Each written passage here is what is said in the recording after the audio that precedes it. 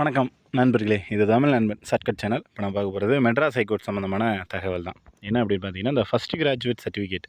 So இந்த first graduate certificate பொறுத்தளவுக்கு பார்த்தீங்க அப்படின்னா, நீங்கள் வந்து 12ஆம் வகுப்பு முடித்து டிகிரி ஜாயின் பண்ணும்போது அதாவது எலிஜிபிள் இருந்துச்சு அப்படின்னா அப்ளை பண்ணி வாங்கலாம். இதற்கான எலிஜிபிள் என்ன அப்படின்னு பார்த்தீங்கன்னா, ஃபஸ்ட்டு வந்து நீங்கள் உங்களோட அண்ணன், அக்கா அந்த மாதிரி யாருமே வந்துட்டு இந்த சர்டிஃபிகேட் அப்படின்றத வச்சிருக்கக்கூடாது. ஸோ இல்லாமல் நீங்கள் தான் ஃபஸ்ட்டு ஆளாக வந்து அப்ளை பண்ணணும்.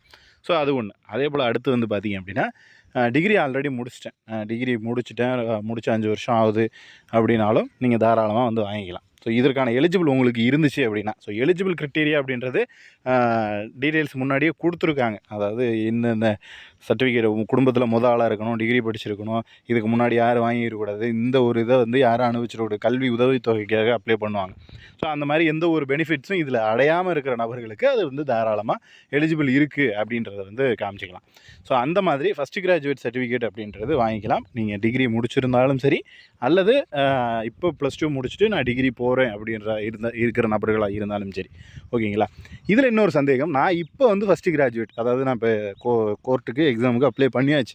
எனக்கு வந்து இப்போ ஃபஸ்ட்டு கிராஜுவேட் சர்டிஃபிகேட் அப்படின்றது நான் இப்போ வாங்கினா, இப்போ என்னைய வந்து கோர்ட்டில் ப்ரியாரிட்டி கொடுப்பாங்களா, எனக்கு இதில் முன்னுரிமை கிடைக்குமா அப்படின்ற கேள்வி வந்து கேட்குறீங்க.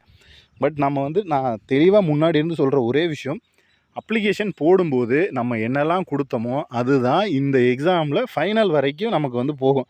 ஸோ அப்ளிகேஷன் போடும்போது நம்ம என்ன கொடுத்தோமோ அது மட்டும்தான் ஃபைனல். இடையில எதையும் ஆட் பண்ண முடியாது, இடையிலையே எதையும் நீக்கவும் முடியாது. இப்போ பிஎஸ்டிஎம் இல்லாமல் நான் பிஎஸ்டிஎம் கொடுத்துட்டேன், இப்போ நான் பிஎஸ்டிஎம் இல்லாத கேண்டிடேட்டாக ஆகணும் அப்படின்னா நடுவில் போய் அதை மாற்ற முடியாது. இல்லை பிஎஸ்டிஎம் என்கிட்ட இருக்குது, ஆனால் இல்லைன்னு கொடுத்துட்டேன், இப்போ நான் பிஎஸ்டிஎம்மை ஆட் பண்ணலாமா, இல்லை பிஎஸ்டிஎம்மை நீ எடுக்கணும் அப்படின்னாலும் எடுக்க முடியாது, பிஎஸ்டிஎம்மை ஆட் பண்ணணுன்னாலும் ஆட் பண்ண முடியாது. இது எக்ஸாம்பிளுக்கு பிஎஸ்டிஎம் சொன்னேன். இதே மாதிரி தான் எல்லா சர்டிஃபிகேட்டும், எந்த சர்டிஃபிகேட் இருந்தாலும் சரி, நீங்கள் அப்ளிகேஷன் போடும்போது என்ன கொடுத்தீங்களோ அதுதான் ஃபைனல் வரைக்கும். நம்ம மூஞ்சியவோ நம்ம யார் என்னன்றதை அவங்களுக்கு தெரியாது. நம்ம அப்ளிகேஷனில் என்ன கொடுக்குறோமோ அந்த டீட்டெயில் வச்சு தான் நம்ம அடுத்த கட்ட லெவலுக்கு வந்து செலக்ட் ஆக போகிறோம். ஸோ அதனால் அப்ளிகேஷனில் கொடுக்குறது தான் ஃபைனல். அதை மட்டும்தான் வச்சு இதை பார்ப்பாங்க.